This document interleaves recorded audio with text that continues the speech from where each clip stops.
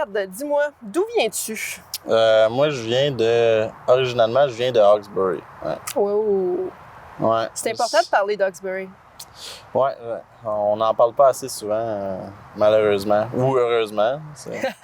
C'est selon. Ouais. D'ailleurs, il faut y faire honneur. C'est quand même la ville de Jean Leloup.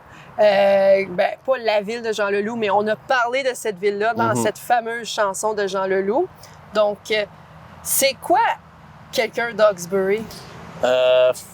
C'est sûr que dans Hawkesbury, il y a toujours la pression d'être à la hauteur de la chanson de Jean Leloup. Oui. Surtout quand tu veux en parler à quelqu'un, tu dis moi je viens d'Hawkesbury, la chanson de Jean Leloup à Hawkesbury, ça là. Ben, c'est sûr que tu veux être à ce niveau-là, quand c'est quand même une bonne chanson. Jean Leloup, il a un bon répertoire, puis un artiste très accompli. D'ailleurs, il en parlait tellement en bien dans cette chanson-là. Mm-hmm. C'est quel type de personne typique qu'on voit à Hawkesbury? Il y en a de toutes sortes, en fait. Les personnes... c'est du monde souvent qui vont se tenir sur la main. Oui. Au Tim Hortons, avec leur chaise de camping, ça, il y en a. Puis aussi, des gens un peu plus snobs qui se tiennent plus au golf and curling. Ouais. Puis, il y a une bonne variété, je dirais, de gens à Hawkesbury. Donc, tu viens d'Hawkesbury. C'est quoi tes souvenirs de Hawkesbury, mais de ta jeunesse en particulier? De ma jeunesse, Ouais. moi, je me souviens, j'allais souvent au complexe sportif Robert Hartley. Oui. Ouais, j'ai passé une bonne partie de ma jeunesse là. Je jouais au hockey, mon frère jouait au hockey, fait que on était souvent dans les arénas, la petite glace, il faisait fret. Les gens de Hawkesbury, ils vont le savoir, mais tu sais peut-être même les gens de Rockland qui jouaient au hockey, qui venaient. Ouais, qui venaient parce que on jouait contre d'autres équipes aussi là. Ouais. Puis c'est ça, puis ils vont savoir que la petite glace, il faisait vraiment froid. Pourquoi il faisait plus froid sur la petite glace que les autres glaces? Y a-t-il quelque chose qui fait en sorte que, je sais pas, l'air d'Hawkesbury est tellement différent? Ouais, mais je pense que c'est en fait à cause de la disposition puis le matériel utilisé. D'après moi, c'était à cause les murs étaient comme en gros béton froid, genre, puis il y avait rien pour réchauffer l'atmosphère. Pas de gradin, pas rien, là. Fait que c'était comme... t'es sur une glace, puis c'est tout, là, tu sais. OK. Ça venait de chercher dans les eaux jusque sur le banc, là, même, là, tu sais. Parle-moi un peu de tes parents, Fred. Ouais. OK. Mes parents, j'ai un père et une mère. Ah, pour de vrai? Ouais, ouais. Ben, tabarouette, attends, tu m'en apprends une, là. Ouais, c'est ça. Puis, ils sont encore en vie. Je les salue, d'ailleurs. Yves puis Daniel. Puis, c'est ça. C'est eux autres qui m'amenaient pour faire un lien avec le hockey que je jouais beaucoup. C'est eux autres qui m'amenaient à mes pratiques, à mes games. Puis, Mais quel type de parents étaient-ils? C'est des bons parents. Ouais, c'était... ils m'encourageaient pas mal dans tout, là, tu sais, ils sortaient pas à strap pour me fesser, là. Non? Non. C'était bien fin. Puis, c'est ça. Ouais, c'est ça. Ouais, c'est ça? Ouais, c'est... Wow! Ouais, c'est bon, on tout. leur dit bonjour. That's it, genre. That's it, Il n'y a pas rien d'autre, là. Il n'y a pas rien d'autre. C'est juste ça qu'ils ont fait, ouais. Ils t'ont soutenu, Ouais. ils t'ont encouragé. Ouais. Ils travaillaient dans quoi, tes parents? Ah, Ils travaillent? Ça. Ouais, c'est ça. Ben, mes parents, ils ont un dépanneur. Ouais. Hey! Ouais, c'est ça. Lequel? Pas Hawkesbury, par exemple. Ils sont à Brownsburg. Chatham? Ouais, Brownsburg-Chatham. En fait, c'est Daysville, le village. OK. Ça fait partie de Brownsburg-Chatham. Oui. Puis ça fait des années là, qu'ils ont ça. Là. Puis... Mais pourquoi rester en Ontario puis être à Brownsburg-Chatham? Ouais, mais ça, c'est parce que on avait... on a encore un chalet dans ce coin-là. OK. Puis on passait souvent par là. Puis un jour, je pense que mes parents ils ont décidé de s'ouvrir un commerce là parce qu'ils trouvaient que le coin était quand même... c'est un beau coin, bien achalandé. C'est idéal pour un petit dépanneur là, parce que sûrement qu'ils se disaient que à chaque fois qu'il y avait besoin de quelque chose, ils oubliaient quelque chose, puis ça serait le fun d'avoir un dépanneur, puis il n'y en a pas. Puis là, ben, c'est ça. Il y a un dépanneur qui s'est créé là. Ça fonctionne toujours très bien. Oui, à ce jour même, ça fonctionne encore très bien. Parce que c'est quand même assez étonnant. Tu sais, les dépanneurs, on le sait, c'est plus ce que c'était dans le temps, là. Non, c'est plus ce que c'était, mais tu sais, ça reste qu'ils ont su garder une bonne clientèle régulière au cours des années. Fait que, tu sais, de fil en aiguille, ça se bâtit. Puis là, c'est aussi une région très touristique. Fait que l'été, ça roule pas mal. Ça roule à la planche. Oui, sûrement.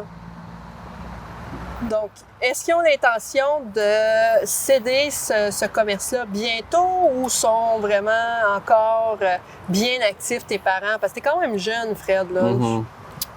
Non, mais ils commencent à penser à vouloir mettre la hache dedans. La hache dedans? Non, oui. Non, mais ben, des fois. Petit job de démolition, là. Ouais, des fois, j'entends souvent mon père dire tabarnak, quelque chose de même. Mais c'est vraiment des fois, là, mais. Non, mais ils veulent le vendre. Oui. Ben, éventuellement, là, dans quelques années, si ça donne. Est-ce qu'ils ont déjà eu l'ambition de vous céder ça? C'est comme une entreprise familiale. Parce qu'on le sait, quand tu es entrepreneur, tu aimes ça que ça demeure dans la famille. Est-ce que c'est une discussion que vous avez déjà eue, ça? Oui. Je pense que ça leur dérangerait pas de le passer. Mais il y a... Tu sais, ni moi ni mon frère, parce que oui, j'ai un frère. Oui. Je pense pas qu'on veut nécessairement s'adonner à ça parce que c'est énormément de travail puis d'heures puis d'acharnement pour faire rouler une petite business tu sais, comme ça. Là, dans le fond, pour le profit que ça rapporte, c'est beaucoup d'investissement, c'est beaucoup de temps et d'énergie. Oui, c'est ça. Ben, tu sais, ça rapporte des profits, là, tu sais, c'est pas ça tellement la question, mais c'est vraiment plus de... c'est beaucoup de gestion, là, que je pense pas que... je pense pas que j'aimerais m'adonner à ça à 100% à ce niveau-là dans ma vie, là, en ce moment. Quel âge que t'as, Fred? Moi, j'ai 25 ans. OK, t'es encore tout jeune. Ouais, c'est normal. C'est une peau de bébé. Peau de bébé? Ouais. Avec la poudre pis tout? Ouais. OK. Fred, quel type de jeune étais-tu quand tu étais jeune, justement? Si j'avais à te décrire dans une salle de classe, là, t'étais qui dans cette salle de classe-là?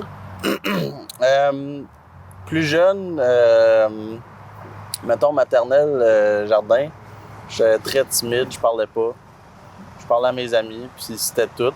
Puis après, au fur et à mesure, j'étais pas mal...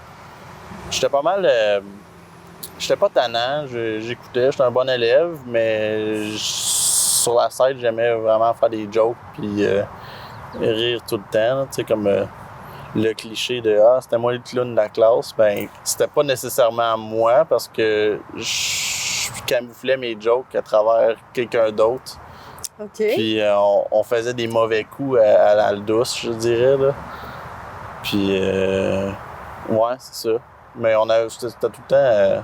c'était rien de méchant, là. C'était tout le temps de bon goût.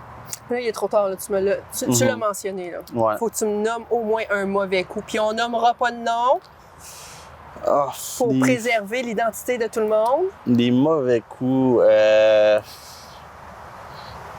Le seul qui me vient en tête, là, c'est même pas un coup, rien, là, mais c'était... Tu sais, par exemple... notre prof, elle disait de nettoyer vos bureaux, on aimerait ça que ça soit spick and span. Tu sais, l'expression. Ouais. Ben, mon réflexe, c'était de créer spick and span sur un papier, puis de le mettre, puis de juste pas nettoyer mon bureau. OK, toi, t'étais le petit smart, là. Ouais, c'est ça. Ouais. Donc, j'étais quand même smart aussi. Ouais. Ouais. Ça, c'est primaire, secondaire. Ouais. Parce que là, on change un petit peu rendu au secondaire. Puis en plus, Ben, t'es à Hawkesbury. J'imagine que t'as été à l'école à Hawkesbury. Ouais. L'école secondaire catholique? Catholique. C'est ça, la bonne. La bonne? Ouais. T'as pas été au sommet? Non. Ouh. Ouais. Comment c'était à l'école de Hawkesbury? C'était bien. Je dirais que ça m'a pris peut-être un an ou deux d'adaptation. Tu sais, je faisais pas grand-chose 9e, 10e année. Puis ensuite, c'est là que j'ai découvert pas mal l'improvisation, le théâtre. Puis c'est là que je pouvais mettre un peu mes niaiseries en œuvre pour un bien positif pour tout le monde. Mm-hmm. Fait que j'ai commencé à être impliqué beaucoup plus là-dedans, dans l'équipe technique, faire de la technique, faire des shows, puis j'aimais bien aussi l'envers du décor, le son, la lumière, puis j'ai fait aussi un peu de la musique. Fait que le côté artistique, scène, ça vient pas mal de là. J'ai tout le temps aimé l'art, puis le spectacle, mais je pense que j'ai été capable de le développer un peu plus rendu là. Bien, Fred, on va juste s'arrêter 2 petites secondes. On va aller à la pause. On va parler de toi après la pause, et bien évidemment. Pour vous à la maison, restez avec nous car dans quelques instants, on va redécouvrir davantage sur Fred Lalonde.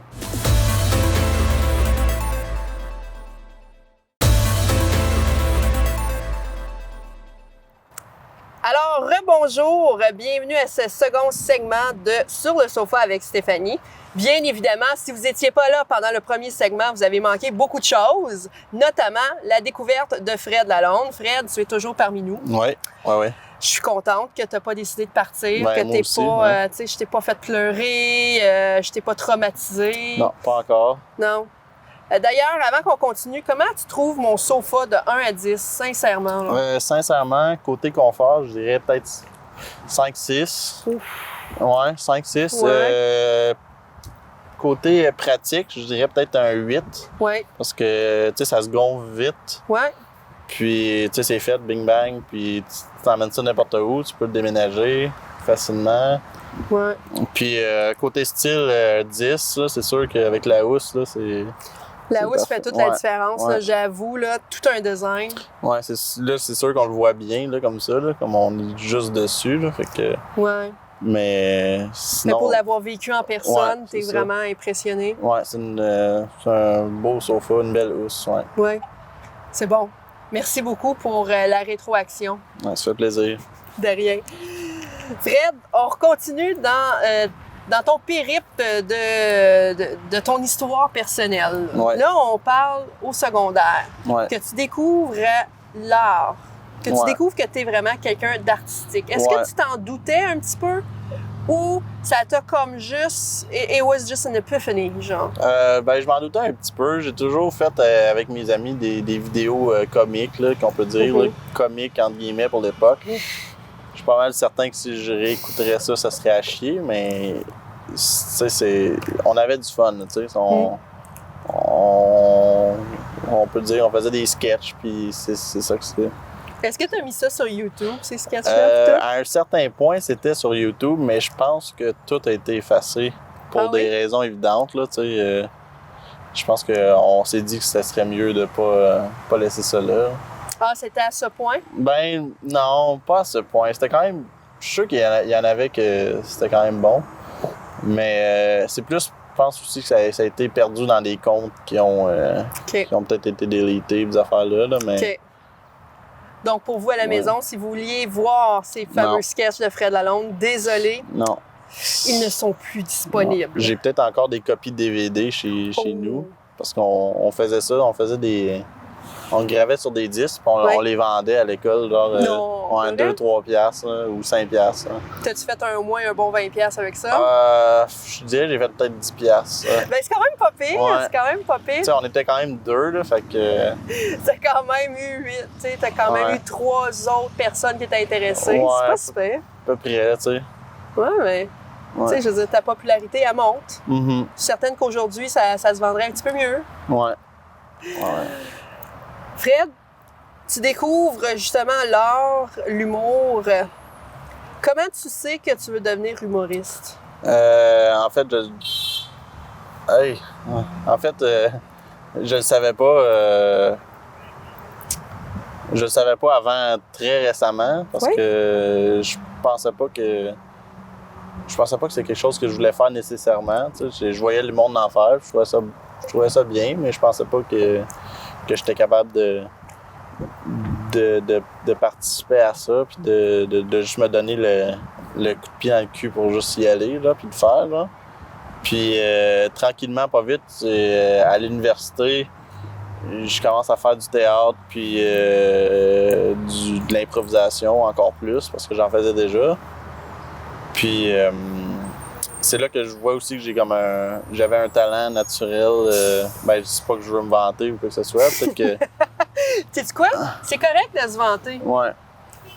Ouais. C'est correct de se vanter. C'est ça, j'ai découvert que j'avais un talent naturel pour le côté comique dans tout ce que je faisais, mettons les pièces ou les cours de théâtre, ça revirait tout le temps en comique. Puis ben, je me suis dit peut-être que j'ai un aspect humoriste que je devrais faire sortir. Puis à un moment donné, je l'ai essayé, puis depuis ce temps-là, j'ai pas arrêté. Puis c'était le fun, puis j'ai eu la piqûre. Là. C'est quand est-ce ta première expérience genre stand-up? OK, première expérience stand-up, je pense que c'était en 2017, si je me trompe pas. Puis on organisait des spectacles au traiteur Enrico's à L'Orignal. Oui. Puis on faisait un spectacle de moitié impro, moitié stand-up. Puis c'est là que j'ai commencé ça. Puis ça a quand même relativement bien été. Je dirais que, tu sais, en toute honnêteté, j'avais la chienne, je shakeais quasiment. Tu sais, je me sentais shaké, mais je sais que le public il riait, tu sais, avec des années d'expérience en impro, à un moment donné, tu comprends l'échange, le rapport avec le public, puis ce feeling-là, tu sais, c'est pas comme... Il y a bien des humoristes, je veux pas nommer de nom, mais qui dit « Ah ouais, ça a bien été, ça a bien ri », mais en fait, c'était à chier, là. Okay. Il y en a que des fois, ça m'arrive, mais je dis pas « Ah, ça a bien été », tu sais. Il y a des fois que ça arrive pas pantoute, puis ben c'est rare, là, ça arrive quand même tout le temps un peu, parce que c'est un peu drôle, là, des fois, là, mais c'est ça, tu sais. Là, j'ai perdu le fil, je sais pas où je vais aller avec ça, mais... T'étais à Enrico's, c'est ta première expérience. Ouais. Comment tu l'as vis, cette première expérience-là? Parce que là, tu shakes, tu sais que le monde rit, t'es avec quelqu'un d'autre, j'imagine? Ouais, c'est ça, on était 3-4 à passer de la gang qui faisait de l'impro puis du stand-up, là. C'est ça. C'est quoi le feeling que t'as, là, durant, puis là, tout de suite après? Avant, c'est un gros stress immense d'un track, là. Oui. Un peu plus qu'un track normal, parce que c'est la première fois.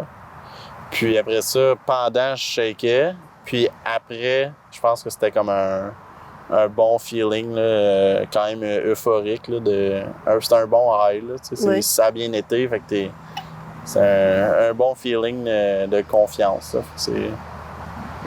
C'est pas mal ça. Puis après, ben, c'est sûr que j'ai voulu en faire d'autres. Là, fait que... T'as eu comme la piqûre, dans le fond. C'est là que ta piqûre s'est... Puis là, parce que là, tu fais un show à 4 personnes. Évidemment, tu finis pas avec à faire un show à 4 personnes maintenant. Tu es vraiment tout seul. Ouais. C'est quoi cette transition-là? Parce que c'est une chose de le faire avec 4 personnes, peut-être moins de stress sur les épaules que le faire tout seul puis être le centre de l'attention. Ouais, c'est ça. Mais en fait, c'était ça. Il y avait une portion impro où est-ce qu'on était en gang, mais il y avait aussi du stand-up. On était vraiment tout seul aussi. Là. On n'était pas 4, là, mais... On passait chacun notre tour, comme un stand-up plus traditionnel. Là. Puis non, c'est autre chose. Tu sais, mettons, il y a bien des gens aussi, justement, je vais comparer ça à l'impro, où est-ce que comme t'es quand même devant le public, il faut que tu fasses rire, puis il y a quand même un stress à ce niveau-là. Mais c'est pas pareil parce que souvent, tu vas jouer en équipe, puis t'as comme toute l'équipe pour te backer, puis aussi les gens s'attendent que ça soit peut-être pas nécessairement tout le temps drôle parce que c'est improvisé. Mais là, t'arrives, puis t'as du texte, du matériel que toi-même, tu trouves assez drôle, pertinent pour présenter à des gens, pour les faire rire. Fait que la barre est quand même vraiment plus élevée à ce niveau-là. Puis le stress, il est là, tu sais, tu peux te planter, tu peux te faire humilier carrément. Tu peux carrément te choquer, puis avoir un blanc sur scène, puis pas t'en tirer, là, tu sais, mais...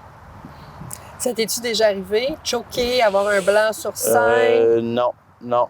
Peut-être des légers blancs, manquer une coupe de ligne. Ouais. Ça, c'est normal, je pense, pour tout le monde, mais non, j'ai pas eu de gros choke monumental encore où est-ce que j'ai fait fuck off puis je débarque de scène, là. Ça t'es-tu arrivé, par exemple, d'avoir une salle tellement difficile que ça arrive juste simplement pas, gros malaise, genre tu veux faire pipi dans tes culottes tellement que c'est affreux, là? Oui, quand même, ça arrive des fois, mais c'est très rare parce que c'est quand c'est des conditions un peu merdiques, là, où est-ce que tu fais, par exemple, un corpo qu'on appelle, où est-ce que tu vas faire des spectacles pour des événements, une compagnie privés, c'est ça. Puis des fois, t'as pas de scène, puis les gens t'écoutent pas à moitié. C'est un peu chiant, mais c'est pas... ça finit jamais par m'humilier tant que tel. J'ai jamais vraiment envie de pisser dans mes culottes. OK, mais c'est bon. Ouais, c'est ça. Mais je garde ça pour après. OK. Mais ça m'arrive pas parce que j'en ris d'une certaine façon aussi, tu sais, sur scène, parce que faut pas se laisser nécessairement atteindre par ça, parce que sinon, ça va briser n'importe qui, là, tu sais. C'est sûr que n'importe quel humoriste, que s'il se laisse atteindre par ça, tu vas juste arrêter d'en faire, là. D'ailleurs, Fred, on t'a déjà vu aussi dans la région de Hamun. Oui. Je sais qu'il y a eu une initiative à un moment donné, je m'en rappelle, puis je pense que c'était en 2017. C'était, je me rappelle plus le nom de cette initiative-là, mais c'est là que je t'avais vu pour la première fois. Puis j'ai fait comme, oh my God, il est vraiment bon. Puis je crois que ça avait rapport avec le Festival de l'humour, je sais pas pourquoi. Est-ce que c'était le programme Fou Rire collectif? Exact! Ouais. C'était quoi ça, premièrement? Puis deuxièmement, explique-nous ça un petit peu. Ça, c'est ça. Ça, c'était en... Je pense que c'est 2000... Ça, c'était 2017. Il fallait que ce soit en 2017, oui. 2017. Puis, c'est ça, c'était un programme organisé financé par l'ACFO, puis aussi en collaboration avec Juste pour rire Management aussi. Oui. Puis on avait un coach, Frank Grenier, puis Jean Fournier qui s'occupait du programme. OK. Puis le but, c'était de former des humoristes de la région, juste prendre au hasard, ben pas au hasard, mais ceux qui étaient intéressés à faire du stand-up, puis de vouloir se lancer là-dedans, d'être formés un peu pour faire un numéro dans le fond. Il y en avait beaucoup qui partaient de zéro complètement, mais moi j'en avais déjà fait un petit peu, puis j'ai pris le matériel que je faisais, puis je l'ai peaufiné avec l'aide de Frank Grenier. Puis c'est ça, puis il y avait une série de spectacles, puis une finale qui se passait au Shankman. Puis là, c'est ça, j'avais passé à Hammond, à la station 4 saisons. Puis ça avait bien été, je pense, quand même. Puis j'ai quand même vraiment aimé ça. Puis la finale, c'était au Shankman, puis j'ai gagné le prix coup de cœur. De ce programme-là, de ce concours-là, si on peut dire. Ben d'ailleurs, si quelqu'un ne l'avait pas vu, ce spectacle-là, j'aurais dit, allez le voir parce que j'ai fait comme, totalement différent parce que moi, je te connais du baseball. Là, en plus, j'étais comme, c'est quoi ça? Ça, c'est le gars qui joue au baseball. Puis il est vraiment drôle, là, tu sais, totalement inattendu, là. Donc, t'as fait comme, ce que t'étais sur scène, t'as fait tout un personnage, là. C'était vraiment fantastique. Ouais. Puis, merci. De rien. mettons que quelqu'un a dit « Hey, vraiment, là, je tombe en amour avec Fred. » Tu sais, il y a une fille peut-être, on sait jamais, Fred. On sait jamais. Hein? Où c'est qu'on peut te voir dans les prochains mois? Dans les prochains mois, j'ai quelques shows ici et là à Montréal. Comme la semaine prochaine, je suis au Zeppelin. Je fais beaucoup des open mic aussi dans la région. D'ailleurs, je m'occupe du open mic au Minotaur, la Ligue d'humour de l'Outaouais. Oui. Puis je joue souvent là. Puis c'est à toutes les semaines au Minotaur. Puis dans le vieux hall, c'est ça. Quel jour? Là, ça risque de possiblement changer. On n'a pas la confirmation encore, mais en temps normal, si ça reste le même jour de la semaine, c'était les lundis, à chaque lundi à 20h. Oui. Il y a une soirée d'humour au Minotaur, puis c'est ça, on a eu un bon succès, puis du bon feedback de tout le monde de la région. Puis c'est vraiment le fun, puis je vous encourage à venir faire un tour. Crois-le pas, c'est déjà terminé. Non. Ça, c'est parce que le sofa, il est tellement confortable, la boisson est tellement bonne, puis la compagnie est tellement fantastique. Ouais. Donc, pour vous à la maison, j'espère que vous avez apprécié découvrir Fred Lalonde. Mon nom est Stéphanie Simard et vous venez d'écouter Sur le sofa avec Stéphanie.